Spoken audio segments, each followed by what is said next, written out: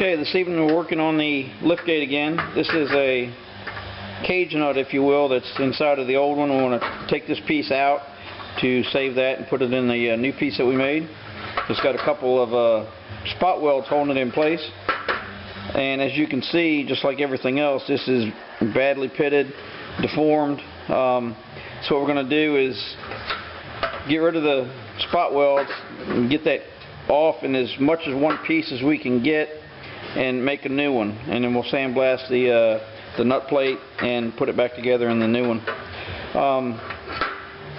I've tried a few different styles of cutters to remove spot welds, including the one that kind of looks like a hole saw. I guess I've had problems exercising restraint, if you want to call it that, because it seems every time I use that hole saw cutter for spot weld removal, I'd use too much force and I'd wind up having to repair a hole in the bottom piece that you're trying to save. So what I've started using is just a cutoff wheel, 3-inch grinder wheel, whatever you want to call them, and just use a back and forth motion right where the spot weld is. And with a little bit of speed, this outer layer will start to get hot, especially when it starts to get thin.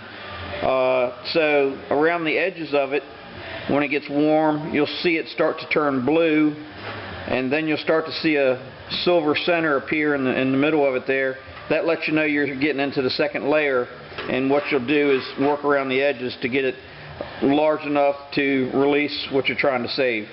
Of course, this would be if the outer section that we're doing all this grinding on is a scrap piece that we're not going to use. We're trying to save the back piece. Another thing I want to show is you can also use these in a 90-degree tool, where if you're into a tight spot, you can see that the size of the body of this one is considerable, and this might be able to, get into the tight spot a little bit easier for you. So one other thing that might help, once you get started grinding, you might not be able to see exactly where the spot weld is anymore. So sometimes it helps to put some marks where the centers are, just so you know where to work.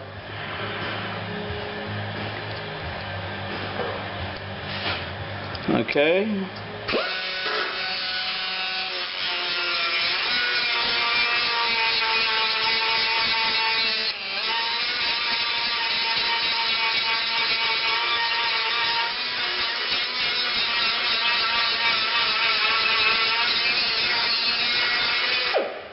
Okay, here you can see that we're starting to discolor, and again, you're going to need some heat, so you need some speed. You don't want to go real slow.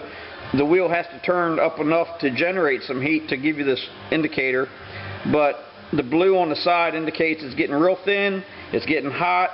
The silver in the middle that's the second layer that we don't want to get into anymore, so we're going to leave that alone, and now we're going to work this area and this area here, so we can get that to release.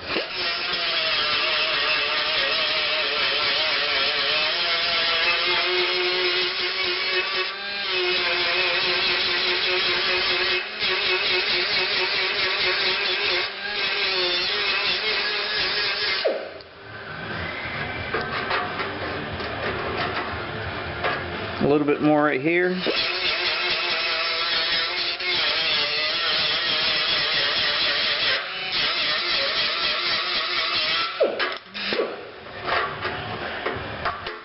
And there you can see that has released, and you have minimal damage to the piece on the back side, which that's the one that we want to duplicate. So we're trying to keep that as intact as we can so we can make a new one from that sample. And that shows the spot weld removal process that I use. It makes a little bit of mess from all the grinding, but for saving the piece on the back side, I found it works well. It gives you a good indicator here of when you're into the second piece, so you can save that as best you can, especially if you're going to reuse it. So that's all we have for that.